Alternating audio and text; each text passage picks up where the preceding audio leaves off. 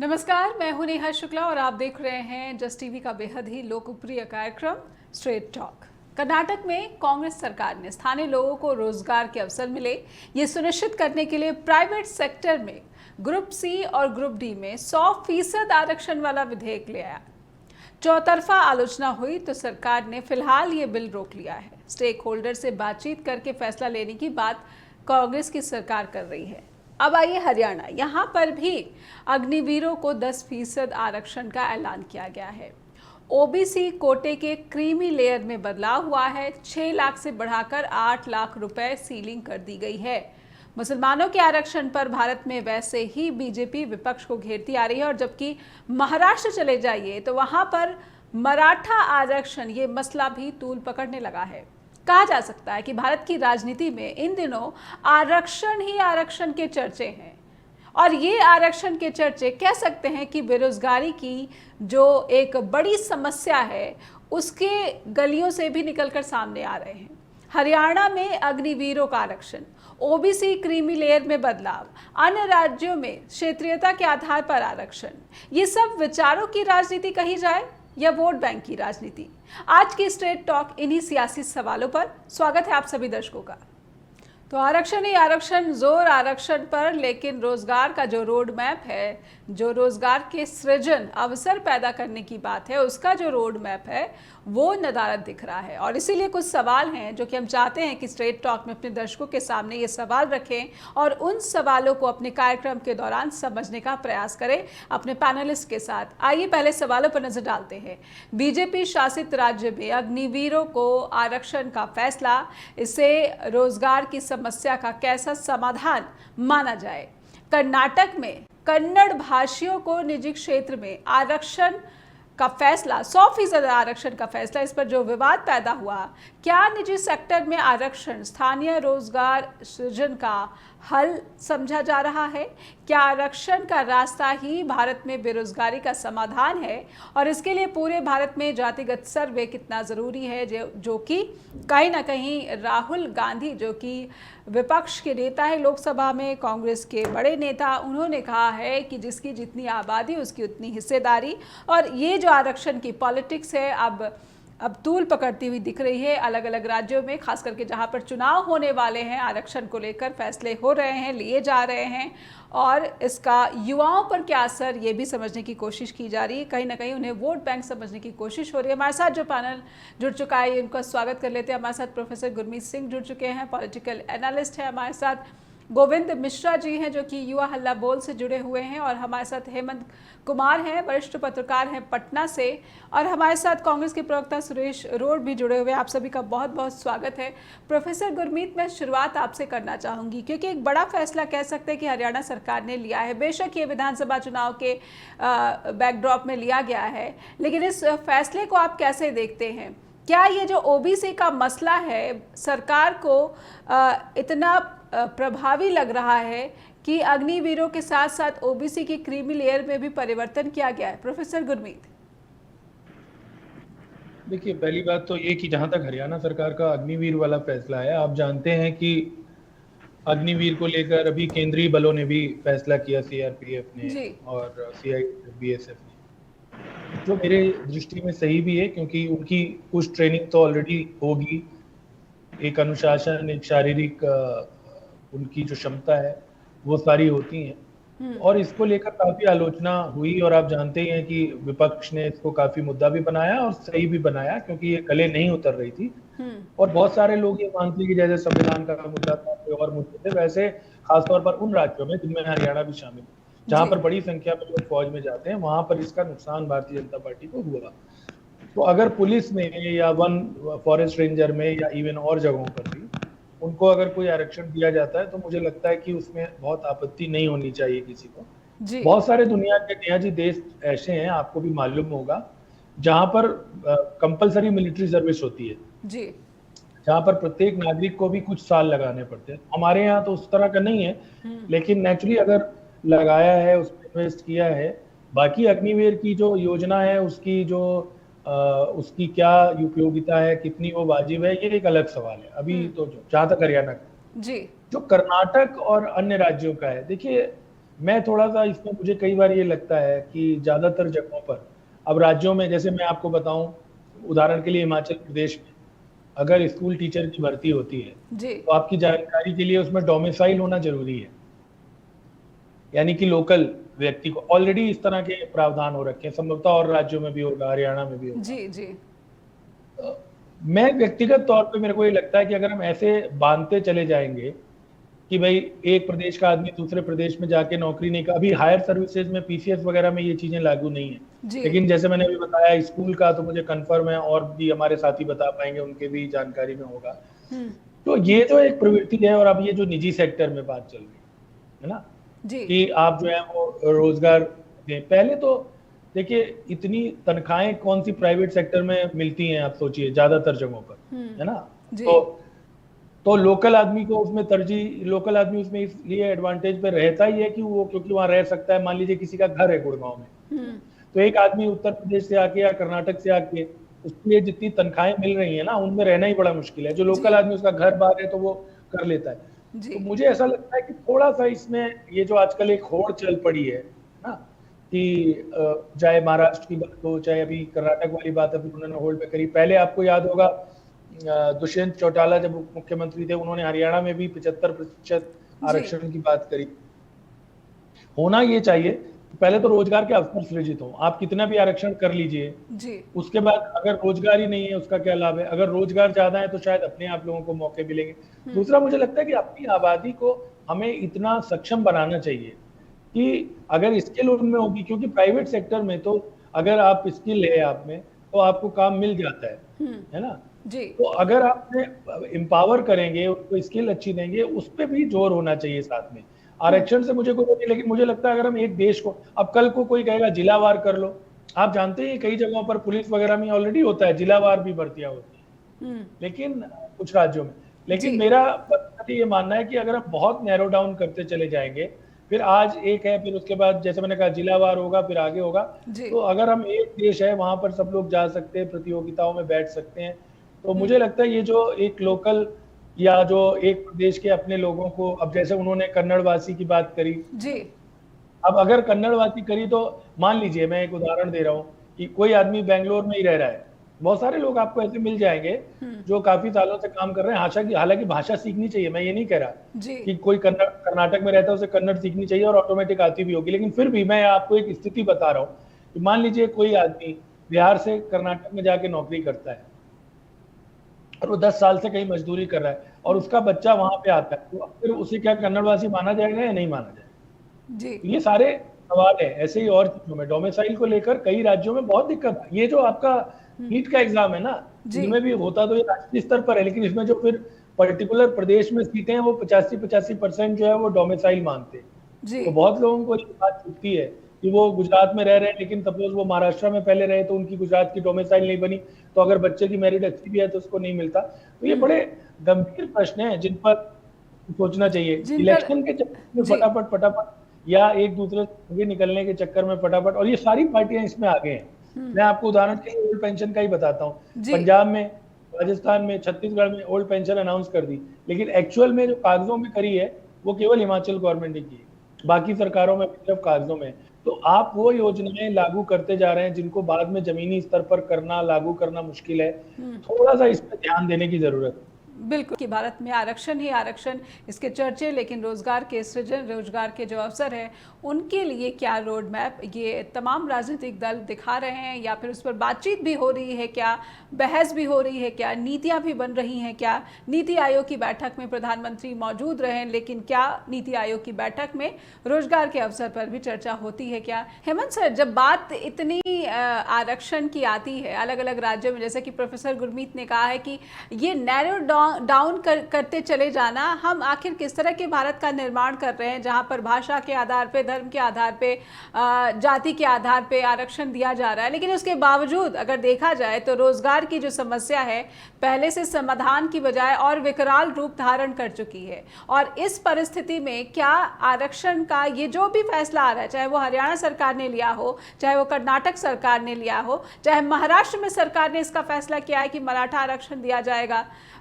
अगर हमारी सरकार बनती है तो, और इसी को लेकर पार्टियों में फूट भी देखने को मिल रही है। हेमंत जी, क्या यही सही रास्ता है जिस पर राजनीतिक दल आगे बढ़ते हुए दिख रहे हैं? नेहा जी धन्यवाद। मुझे लगता है कि आज की तारीख में रोजगार का सवाल भारत की राजनीति में एक बहुत मुख्य सवाल बनकर के उभर कर आया है। पिछले 10 सालों में जिस तरह से ये सवाल पृष्ठभूमि में एक तरह से चला गया हुआ था, वो क्योंकि जब आप कहते हैं कि पकौड़ा तलना भी एक रोजगार है जी, तो बहुत सारे सवाल जो है अनुत्तरित रह जाते हैं, तब बहुत सारी चीजों का जवाब आप नहीं देते हैं। तो पिछले चुनाव में खास करके जब लोकसभा का चुनाव हो रहा था, उस दौरान विपक्ष की वजह से रोजगार का सवाल बहुत मजबूती के साथ बहुत बड़ा मुद्दा, राष्ट्रीय मुद्दा बना जी। और इसके बाद ये केंद्र में आ गया, बहस के केंद्र में आ गया ये। और लेकिन उस समय जो सत्ताधारी दल है उसकी ओर से इन सवालों को एक तरह से इग्नोर किया गया, इन सवालों का जवाब नहीं दिया जा रहा था, आंकड़े नहीं बताए जा रहे थे। लेकिन अब अचानक ये आंकड़े जारी होने लगे हैं कि हमने 8 करोड़ रोजगार दिए। हालांकि जो प्रधानमंत्री जी ने जो कहा था कि प्रत्येक साल 2 करोड़ रोजगार और नौकरी हम देंगे, तो इन सवालों पर लोकसभा चुनाव में तो कोई चर्चा नहीं हुई। लेकिन ये केंद्रीय मुद्दा बन जाने की वजह से सभी सरकारों के सामने ये चुनौती के रूप में सामने आ गई है कि आप इन सवालों को कैसे हल करते हैं, जो रोजगार का सवाल है। जैसे कि अभी 2 उदाहरण अपने सामने है, कर्नाटक का और एक हरियाणा का। तो आरक्षण की सीमाएं अभी बिहार में भी बढ़ाई गई थी। वहां पर जो आरक्षण ये SC ST और EBC और अन्य पिछड़ी जातियों के लिए जो पहले से था, उसमें 15% वृद्धि की गई, वो 50 से 65% हुआ और 10% उसमें जब EWS वाला जोड़ देंगे तो 75% हो गया था। उसको पटना हाई कोर्ट ने रोक दिया। तो आरक्षण की सीमा तो बढ़ाई गई, लेकिन उस पर हाई कोर्ट का रोक लग गया। तो जैसे हरियाणा सरकार आरक्षण देना चाह रही है अग्निवीरों को नौकरियों में, लेकिन मूल सवाल है जो गुरमीत जी भी कह रहे थे और जो हम सब लोग समझते हैं उसको, कि आरक्षण कहां लागू होगा जब अवसर आपके सामने उपलब्ध होगा। तब अवसर अगर कम होते जाएंगे तो आरक्षण आप कहां लागू करेंगे। तो सबसे मूल सवाल है कि आप आरक्षण को लागू करने के लिए बुनियादी स्तर पर अवसर पैदा करें, रोजगार के अवसर, नौकरी के अवसर। ये अवसर घटते जा रहे हैं, जो नए आंकड़े हैं उसके हिसाब से रोजगार के अवसर घटते जा रहे हैं। जो अभी सरकार जो आंकड़े लेकर के आई है, जो कि हमने 8 करोड़ रोजगार दिया, वो आंकड़े बिल्कुल संदिग्ध है। उस पर सवाल खड़े किए जा रहे हैं कि आप जो आंकड़े बता रहे हैं उन आंकड़ों में विश्वसनीयता नहीं है। और तो अभी जो स्थिति बनी हुई है, उस स्थिति में अगर हरियाणा सरकार ने जो निर्णय लिया वो तो एक पॉपुलिस्ट निर्णय है, तो उसकी सराहना कोई भी कर सकता है। लेकिन देश में सबसे ज्यादा रोजगार जिस 2 सेना में और रेलवे की नौकरियों में मिला करता था, सबसे अधिक नौकरी वही मिलती थी। उन 2 सेक्टर में सेना में अभी 2 लाख से अधिक जवानों की कमी है।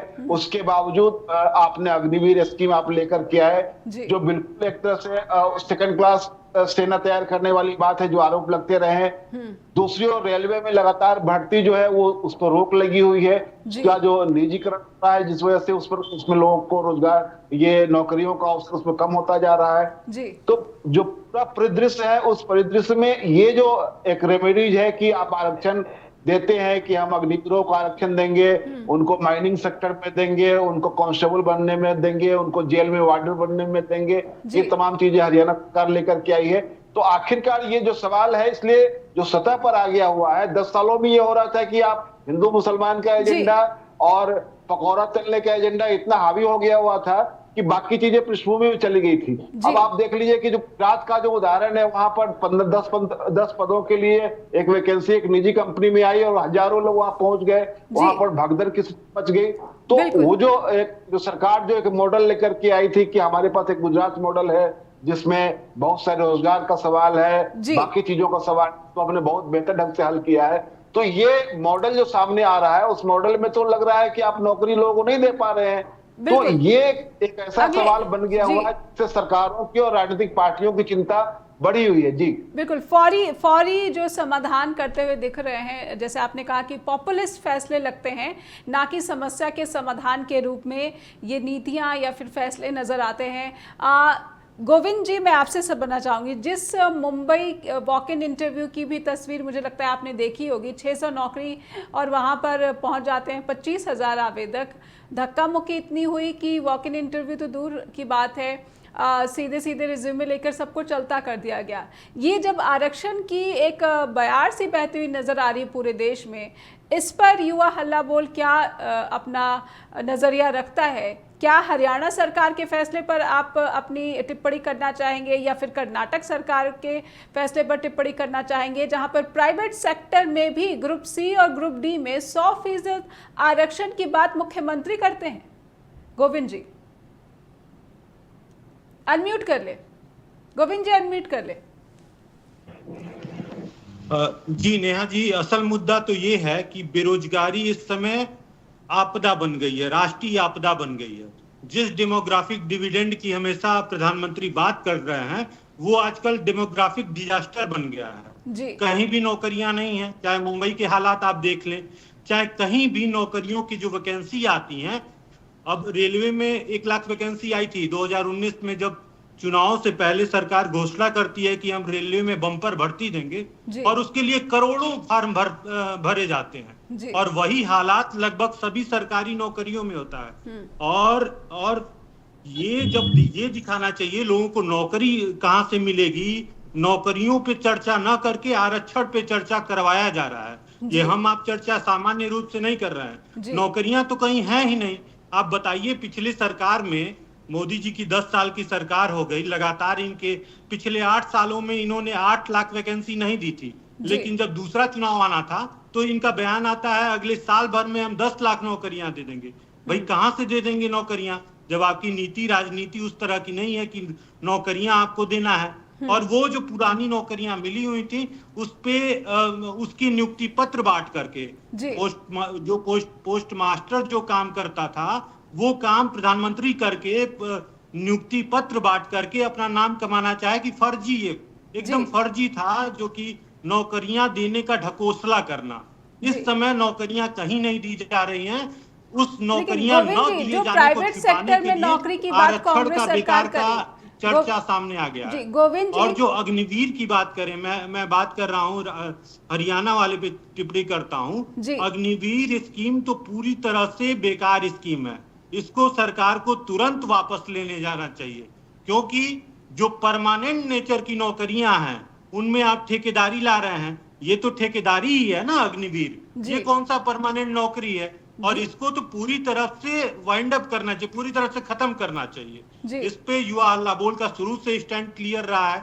इसके पीछे युवा हल्ला बोल के तमाम लीडरों को ये सरकार ने जेल भी भेजा, हम लोग तिहाड़ होके आए, लेकिन इसके खिलाफ लगातार हम लड़ते आए हैं कि अग्निवीर जैसी फालतू स्कीम। गोविंद जी, मैं समझना चाहती हूँ, जब आप युवा अधिकारों की बात करते हैं तो क्या कर्नाटक में सरकार ने जो फैसला लिया, हालांकि रोक दिया गया है विधेयक, कि प्राइवेट सेक्टर में रिजर्वेशन 100% ग्रुप सी या ग्रुप डी, वहां पर आपको पता है कि यूपी, बिहार या फिर ओडिशा, झारखंड, इन सब राज्यों से, राजस्थान, मध्य प्रदेश भी कह लीजिए, कितनी बड़ी संख्या में लोग जाते हैं नौकरी करने के लिए, ग्रुप सी और ग्रुप डी में ही ज्यादातर की भर्ती होती है।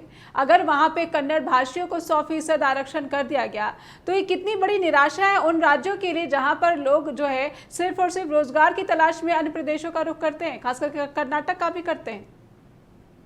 जी, मतलब वो सरकारी सेक्टर में तो एक बारी को मैं फिर भी समझ सकता हूं कि रिप्रेजेंटेशन की भावना से वो कर रहे हो, लेकिन जो प्राइवेट सेक्टर और इन जगहों पे जहां पे जैसे ऐसे राज्य हैं आपके पास, बिहार, उत्तर प्रदेश, झारखंड, जहाँ पे बिल्कुल फैक्ट्रीज और इस तरह की नौकरियां हैं ही नहीं, इन जगहों से जब लोग दूसरे जगह कमाने जा रहे हैं, और ऐसे में जहाँ प्राइवेट सेक्टर में अगर रिजर्वेशन आता है तो वो मुझे लगता है कि वो नहीं ठीक होगा, वो लोगों के साथ ये अन्याय होगा। ऐसे में क्या लगता है कि सरकार रोजगार के अवसर नहीं बना पा रही है, इसीलिए ये रास्ता अपना रही है? जी बिल्कुल सही बात है, ये तो एकदम क्लियर बात है कि अवसर सरकार बनाना नहीं चाहती है। और ये कहना गलत नहीं होगा कि सरकार की नीति में, सरकार की मानसिकता में रोजगार देना है ही नहीं, युवा इनकी प्राथमिकता में है ही नहीं। इनको बस ये तोड़ने और फोड़ने वाली राजनीति से इनका अच्छा चल जाता है, वो करना चाहते हैं। जहां इनको फायदा दिखेगा कि भाई लड़वा करके अच्छी राजनीति कर लेंगे तो नौकरी देने के पीछे कहां जाएंगे। आप बिहार का एग्जाम्पल ले लीजिए। बिहार में अभी पिछली सरकार में, महागठबंधन सरकार में जो शिक्षकों की बड़ी भर्ती हुई, उसमें तो उत्तर प्रदेश और झारखंड से भी तमाम युवा जाके नौकरी पाए हुए हैं। और ऐसी जगह पे आरक्षण की कोई चर्चा नहीं हुई। उस समय आरक्षण का कोई मुद्दा नहीं था, नौकरियां मिली। आज बिहार से लेके यूपी तक के युवा कह रहे हैं कि उस दौरान बिहार में नौकरियां मिली हैं। तो जब नौकरियां मिलेंगी तब ये मुद्दे ही नहीं रहेंगे। असल मुद्दा होना चाहिए नौकरियों का, और जिस मुद्दे पे बात ना हो, जिसके लिए आरक्षण का मुद्दा बार बार उठाया जाता है, सरकारों के द्वारा उठाया जाता है, ताकि मेन जो पॉइंट है उससे लोग डाइवर्ट हो, उससे भटकते रहे। हमारे साथ कांग्रेस के प्रवक्ता भी जुड़े हुए हैं। क्या कांग्रेस रोजगार के वायदे को पूरा नहीं कर पा रही है, इसीलिए प्राइवेट सेक्टर में 100% रिजर्वेशन, ये कौन सोच सकता है? इस ऐसी नीतियां कौन बना सकता है? बहुत ही कमाल का आइडिया, जिसे कि एक ही दिन में वापस लेना पड़ा सरकार को। तो क्या भारत में राजनीतिक दलों के पास रोजगार का रोड मैप नहीं है? चुनावी वायदे तो बहुत होते हैं, लेकिन उन वादों को पूरा करने के लिए क्या क्या तिकड़म, और तिकड़म ऐसी कि जब विधेयक की बात करते हैं खुद सीएम सिद्धारमैया, तो आलोचनाओं के तहत वापस फैसला लेना पड़ता है। हमारे साथ कांग्रेस के प्रवक्ता हैं सुरेश रोड। सुरेश जी, मैं समझना चाहती हूँ कि राहुल जी बात करते हैं हिस्सेदारी की, जिसकी जितनी आबादी उसकी उतनी हिस्सेदारी, रोजगार की बात करते हैं, महंगाई की बात करते हैं, लेकिन कर्नाटक की कांग्रेस सरकार क्या उस रोड मैप को नहीं समझ पाई कि उसे रोल बैक करना पड़ा, अपना डिसीजन वापस लेना पड़ा, ठंडे बस्ते में उस बिल को डालना पड़ा? सुरेश जी, फिर मैं आपसे हरियाणा में जो फैसला लिया है बीजेपी सरकार ने, उस पर भी समझने की कोशिश करूंगी। सुरेश जी, नेहा जी, देखिए राहुल गांधी जी ने जो कहा है, जितनी जनसंख्या है उतनी उसका भागीदारी पर हक है जी, अधिकार। कांग्रेस पार्टी बिल्कुल पूरे देश पे राहुल जी की इस बात पर अमल। जी नेहा जी, मैं ये कहना चाहता हूँ कि मैंने कहा जो राहुल गांधी जी ने कहा है कि जिसकी जितनी जनसंख्या उतनी ही उसकी भागीदारी होनी चाहिए, उसको उसका हक मिलना चाहिए जी। तो कांग्रेस पार्टी बिल्कुल इस फॉर्मूले पर या इस कॉन्सेप्ट के ऊपर अडिग है। और जो बात आपने कर्नाटक सरकार के इस फैसले के बारे में बताई, तो देखिए प्रदेश सरकार के ऊपर अपने प्रदेश का प्रेशर भी होता है, और इसके पीछे जो कारण है, कारण इनको हो सकता है, जैसे मेरे से पूर्व प्रोफेसर गुरमीत जी ने भी, हेमंत जी ने भी और गोविंद जी ने भी एक जो कॉमन बात निकल के आई, वो ये है कि जब रोजगार के अवसर नहीं है तो आप रिजर्वेशन से के ऊपर चर्चा हो रही है। अगर ऊपर हो तो उसमें सारे वर्गों का अपना कल्याण होगा, और इसमें कर्नाटक सरकार, राज्य सरकार अकेले तो रोजगार के संसाधन जो है कोई भी स्टेट पूरे नहीं कर सकती, सेंटर का बड़ा रोल होता है। जैसे हमारे हरियाणा में संतुलन 100% आरक्षण से संतुलन कैसे बन सकता है सुरेश जी? क्या इस तरह के आइडिया भी कोई पॉलिटिकल पार्टीज थ्रो कर सकती है, जनता के लिए ला सकती है? वो तो देखिए फैसला जो था वो वापस ले लिया, यही तो कांग्रेस पार्टी की खूबसूरती है कि अगर कोई चाहे वो प्रदेश के हित में ही वहाँ की कर्नाटक गवर्नमेंट ने ऐसा किया था जी, लेकिन पार्टी ने उस पर एक दिन भी नहीं निकला। और वहीं इसी तरीके के 3 कृषि कानून नरेंद्र मोदी जी लेकर के 750 के ऊपर किसान हुए तो भी नहीं, उसमें तस्में बस हुए। अग्निवीर के बारे में राहुल गांधी जी ने जैसे 3 काले कृषि कानून वापिस करवाने की भविष्यवाणी की थी, नरेंद्र मोदी को लोकसभा में आगाह किया था कि आपको ये कानून उठे लेने पड़ेंगे, वो लेने पड़े। बेशक वादा खिलाफी करती माननीय मंत्री ने, लेकिन एक बार किसानों को जब धरने से उठाया तो नरेंद्र मोदी जी जैसे तानाशाह को भी झुकना पड़ा, ये कहना पड़ा कि मैं आपकी मांग मानता हूँ, वापस लेता हूँ, आप धरना खत्म कीजिए। लेकिन उसके बाद वादा खिलाफी ये वो एक अलग विषय होता है कि नरेंद्र मोदी जी की विश्वसनीयता को पूरे देशवासियों के सामने तार तार करने वाला विषय है। जी ठीक है, ठीक है। सुरेश जी मैं आपसे हरियाणा सरकार के फैसले पर भी समझना चाहती हूँ। कांग्रेस कह रही कि ये जुमलेबाजी है, लेकिन प्रोफेसर गुरमीत ने कहा कि कहीं ना कहीं अग्निवीर को जो आरक्षण मिला है ये एक सही फैसला कहा जाना चाहिए। ये फैसला जो है, जुमलेबाजी कैसे है, बेशक चुनाव है, लेकिन अग्निवीरों की जो समस्या या फिर चिंताएं थी, कहीं ना कहीं हरियाणा सरकार ने उनको कम करने की कोशिश की है, और उसके साथ ही ओबीसी के सीलिंग में जो परिवर्तन किया है नायब सिंह सैनी सरकार ने, उसे कांग्रेस किस तरह से देख रही है? नेहा जी, सबसे पहले आपने पूछा कि अग्निवीर जवानों को सुविधाएं देना नायब सिंह सैनी जी का कहां तक उचित है। जी, किसी ने कहा है कि सियासत पहले आंखें छीन लेती है और फिर चश्मे दान करती है। इसमें सारा सार आ जाता है। ये बता रहे हैं कि पहले किसी का सिर फोड़ दो, फिर के ऊपर ये चर्चा कर रहे हैं नायब सिंह सैनी जी और नरेंद्र मोदी जी कि कौन सी दवाई ठीक रहेगी। विषय ये नहीं है कि सिर फूटने के बाद दवाई कौन सी लगाओगे आप, विषय ये है कि आपने सिर क्यों फोड़ा। जी, ये बात विशेष है। आपने देखिए, मैं एक विषय के ऊपर आता हूँ नया जी, ये बोले जी माइनिंग गार्ड में प्रोफेसर साहब ने भी जिक्र किया, गुरमीत जी ने, माइनिंग जो गार्ड लगते हैं, फॉरेस्ट गार्ड, उसमें भी रिजर्वेशन मिलेगी। मैं प्रोफेसर साहब से पूछता हूँ, बड़े वरिष्ठ पत्रकार हैं, वो डिबेट की है जी, जब से मतलब में सब ली, कितने माइनिंग गार्ड, कितने फॉरेस्ट गार्ड लगाए आप तक प्रोफेसर गुरमीत जी बता दें जी। आप रिजर्वेशन जब आपने सारा जम्मू से लेकर पंचकुला तक का एरिया 300 फुट खोद के बता दिया, और किसी मीडिया के साथ की हिम्मत नहीं होगी कोई एक शब्द बोल दे। अवैध खनन कहाँ गए गार्ड?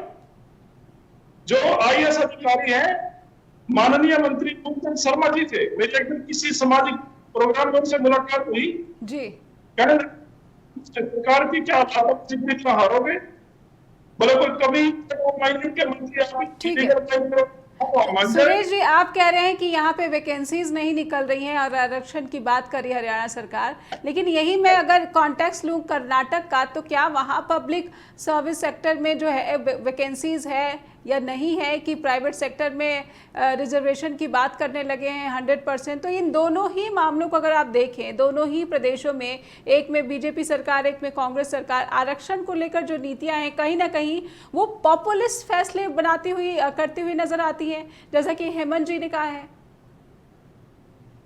जी देखिए नेहा जी, मैं एक बात, इस बात को ऐसे भी स्पष्ट करना चाहता हूँ जी, आर्मी में रिजर्वेशन या एक्स सर्विसमैन की रिजर्वेशन हर जगह है जी। हरियाणा में हम हैं, हरियाणा पुलिस में एक्स मिलिट्री मैन आपको काफी जवान मिलेंगे जी। आप तो अग्निवीर से रिटायरमेंट के बाद भी उसकी तौहीन कर रहे हो।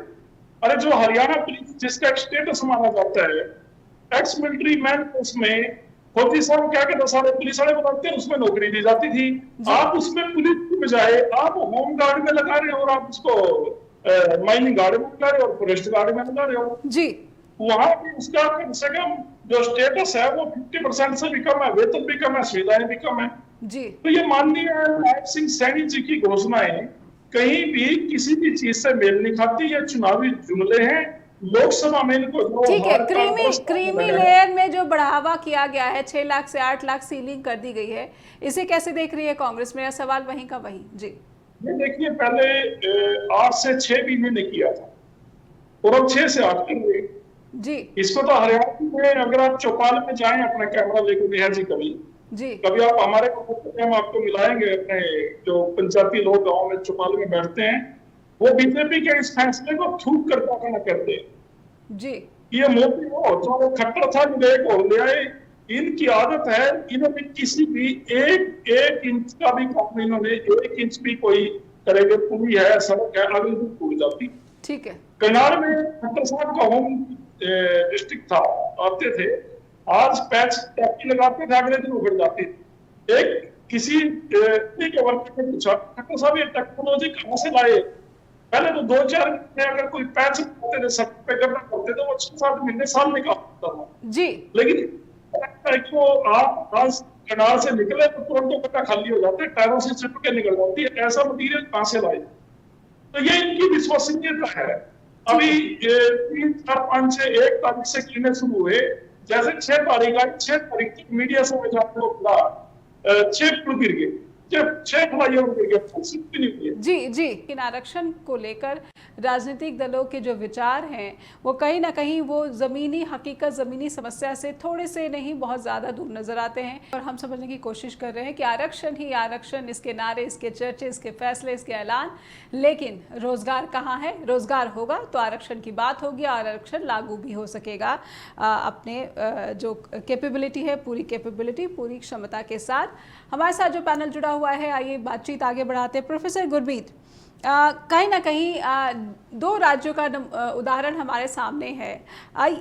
बात जब आरक्षण की आती है और बात जब आती है रोजगार की, क्या हम भटक गए हैं? और इतना भटक गए हैं कि वो सेक्टर, चाहे वो कृषि क्यों ना हो, कृषि की बातचीत बिल्कुल ही नहीं हो रही, जहां पर सबसे ज़्यादा जो है रोजगार उपलब्ध होता रहा है। कोरोना काल में हमने देखा, और उसके बाद जैसा कि गोविंद जी ने बताया कि रेलवे और नौकरियों की बात आए तो रेलवे और सेना जो है यहाँ पर एक जो है रेगुलर जॉब्स मिला करती थी।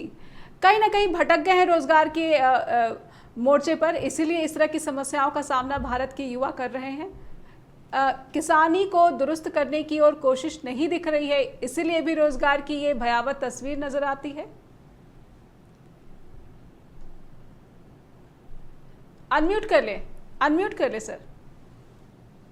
देखिए, निश्चित ही रोजगार एक बहुत बड़ा मुद्दा है। इस चुनाव में ये बात बहुत उभर के सामने आई।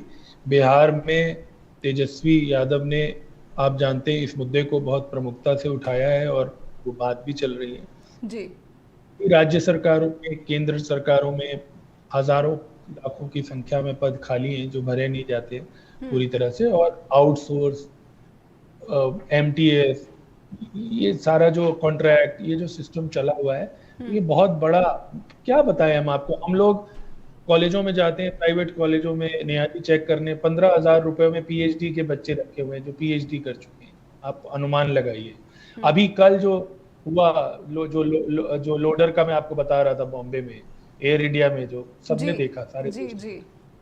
रोड साहब जो थोड़ा मुझसे सवाल तलब कर रहे थे, मैंने केवल ये कहा था कि अगर अग्निवीर जो हमारे देश के ही युवा हैं, अगर वो सेवा पे जाते हैं और वो वहां पर उनको ट्रेनिंग भी मिलती है, एक अनुशासन भी मिलता है, एक उनकी क्षमता भी डेवलप होती है, तो खास तौर पे जो इस तरह के जॉब है उनमें, अगर देखिए, वैसे भी मैं आपको बता दूं, एक्स सर्विस मैन के लिए इवन PCS IAS तक में भी कोटा है, और जगहों पर भी, बैंक में, हर जगह कोटा है, तो वो तो ऑलरेडी है। लेकिन अगर अग्निवीर, क्योंकि वो 3 साल बाद उनकी नौकरी जो है उनको सेवा मुक्त कर देने के बात कही गई है, तो अगर उसमें उन्हें, हरियाणा सरकार ने पूरे देश में पहला राज्य है जिसने ये पहल की है अभी फिलहाल, है ना, तो अगर उनको किसी प्रकार का आरक्षण दिया जाता है तो उसमें किसी को आपत्ति नहीं होनी चाहिए।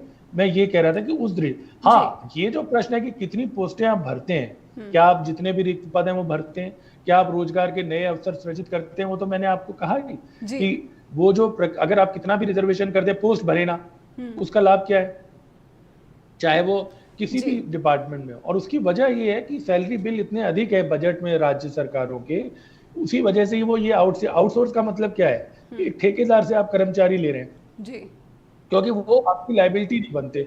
पेंशन आपने पहले ही खत्म कर दी, एक बड़ी लायबिलिटी तो आपने पहले ही खत्म कर दी 2004 के बाद जी। और उस समय तो सरकार थी, वाजपेयी सरकार फैसला करके गई थी, लेकिन वो कर गए, एक सोशल सिक्योरिटी का इतना बड़ा नेटवर्क जो था वो बंद कर दिया। अब खुद लागू करने की बात हो रही है, ज्यादातर जगहों पर कांग्रेस करी।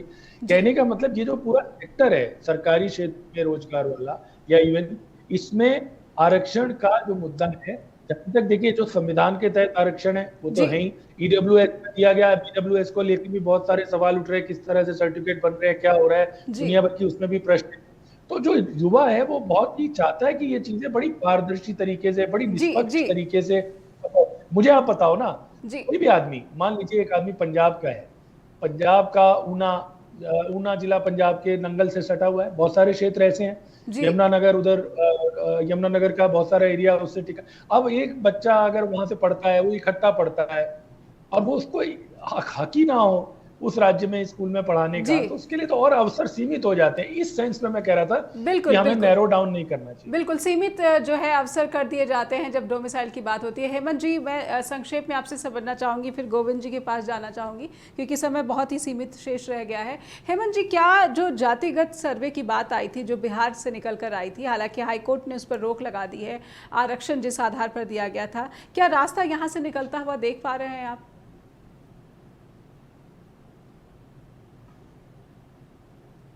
नेहा जी, रोजगार का जो सवाल है वो सिर्फ सर्वे और जनगणना से उसको सॉल्व नहीं किया जा सकता है। लेकिन सबसे बड़ी बात ये है कि एक मैं उदाहरण देना चाहता हूं आप लोगों को कि मैं जिस गांव से आता हूं उस गांव में दिल्ली के रोहिणी की एक लड़की शिक्षक है, बीपीएससी से शिक्षक बनकर गई है, और मेरे ही गांव के पीएचडी में राजस्थान का एक लड़का टेक्नीशियन है जी। तो इसके जरिए आप ये समझ सकते हैं कि चलिए बिहार ने कम से कम ये रोक नहीं लगाई कि आप स्थानीय लोगों को ही हम ये अवसर देंगे, बाकी लोग को नहीं देंगे। लेकिन मैं मानता हूं कि जो बेरोजगारी इस कदर है कि लोग कहीं भी जाकर नौकरी करने को मजबूर हैं। वो दिल्ली की लड़की अगर हमारे यहाँ मास्टर बनी है तो वो शौक से नहीं बनी होगी, उसकी मजबूरी थी जो उसने वहाँ एग्जाम दिया और खैर वहाँ सिलेक्ट हुई। तो मैं ये कह रहा था कि जो जाति सर्वेक्षण जो है वो मैं उसके पक्ष में हूँ कि होना चाहिए वो, और वो राष्ट्रीय स्तर पर होना चाहिए। लेकिन जो लोग इसको अगर थोड़ी देर के लिए छोड़ भी दे तो केंद्र सरकार से सवाल है कि आप जनगणना क्यों नहीं करवा रहे हैं जी? किस वजह से आपने उसको रोक रखा है जी? सारे आंकड़े दबा करके रखे गए हैं। हेमंत जी, समय आगे इजाजत नहीं दे रहा। गोविंद जी से एक लाइन में टिप्पणी लेना चाहूंगी, फिर सुरेश जी से भी। गोविंद जी, एक लाइन में बताइए जी, विभिन्न दल जो जिस तरीके से फैसले ले रहे हैं, क्या आपको उम्मीद है कि आने वाले जो साल है वो युवाओं के रोजगार के लिए सुनहरे भविष्य की तरह दिख रहे हैं? गोविंद जी, एक लाइन में। अनम्यूट कर ले गोविंद जी। जी नेहा जी, मुझे उम्मीद नहीं है सरकारों से। ये बिल्कुल युवाओं को गर्त में डालने जैसी स्थिति है। प्रधानमंत्री जी 8 करोड़ नौकरी देने की बात कर रहे हैं, इस तरह के बयान आ रहे हैं, आरक्षण पे उल जुलूल चर्चाएं हो रही हैं। अग्निवीर जैसी स्कीम जिसको वापस लेना चाहिए, उसमें आरक्षण दे करके उसकी पुष्टि की जा रही है कि वो तो परमानेंट हो गया, उसको रोल बैक करना चाहिए। इन सब चीजों को छिपाने के लिए तमाम जो मुद्दे आ रहे हैं, जो खेती है अनऑर्गेनाइज्ड सेक्टर है, मध्यम और लघु उद्योग है, उन तरफ भी ध्यान दिए जाने की जरूरत है, युवा उस तरफ भी आकर्षित किए जा सके जी। बिल्कुल होना चाहिए हर सेक्टर में, और अनऑर्गेनाइज सेक्टर में तो भी लोगों को रोजगार मुहैया कराना चाहिए। और मनरेगा जैसी और अगर सरकारें सोच ले तो क्यों ये संभव नहीं है? सबसे बड़ी बात बिल्कुल मनरेगा का आपने जिक्र किया जी। मनरेगा जैसी एक स्कीम आनी चाहिए जो केवल ग्रामीण नहीं, शहरी क्षेत्रों के लिए और हर युवाओं के लिए, मतलब जो मिनिमम वेजेस पे उसके अपने ऐसे में लाडला भाई योजना महाराष्ट्र सरकार लेकर आई है। 6,000 रुपए जो है वो 12वीं पास युवा को मिलेगा, ये सरकार का फैसला। ये तमाम जो फैसले हैं, ये समस्या पर कितना प्रहार है, यही अपने आप में बड़ी बहस है। सुरेश जी, एक लाइन में कांग्रेस सरकार, कांग्रेस की नीति से अपेक्षा, मनरेगा का जिक्र किया गोविंद मिश्रा जी ने, सिर्फ एक लाइन में सुरेश जी। देखिए, कांग्रेस सरकार तो 3 वाले कृषि कानून की तर्ज पर सरकार बनते ही केंद्र में अग्निवीर योजना को बंद करेगी, क्योंकि ये हमारे बेरोजगार युवाओं से ही एक तरह से अनदेखी या उनका ही अपमान नहीं है, बल्कि राष्ट्र के स्वाभिमान के खिलाफ। लेकिन सवाल मेरा सुरेश जी ये है कि जिन राज्यों में कांग्रेस सरकार है वहां पर छोटे और मध्यम लघु जो उद्योग है उनको खड़ा करने की कोशिशें कितनी करती हुई दिख रही है? प्राइवेट सेक्टर में आरक्षण, ये तो कोई जी। हाँ नेहा जी, कांग्रेस शासित राज्यों में सरकारें पूरा अपना ध्यान रोजगार जनरेट करने में लगा रही हैं। ठीक है जी। कई बार ये भी होता है कि इसका रिजल्ट भी देखना चाहेंगे हम, जस्ट टीवी के दर्शकों तक पहुंचाना चाहेंगे नतीजे कांग्रेस सरकार के विचारों के, नीतियों के। बहुत बहुत धन्यवाद करना चाहूँगी सुरेश जी आपका, गोविंद जी आपका, और हेमंत सर आपका भी, गुरमीत सर आपका भी, कि आपने अपना कीमती वक्त दिया। स्ट्रेट टॉक के साथ जुड़े दर्शकों से अनुरोध करूँगी कि आपको इस कार्यक्रम के बारे में जो भी टिप्पणी करनी है, जो भी राय है, हम तक ज़रूर पहुँचाए। info@justbroadcasting.com हो या फिर neha@justbroadcasting.com, आप हमें लिखना ना भूलें। अपना ख्याल रखिए, धन्यवाद।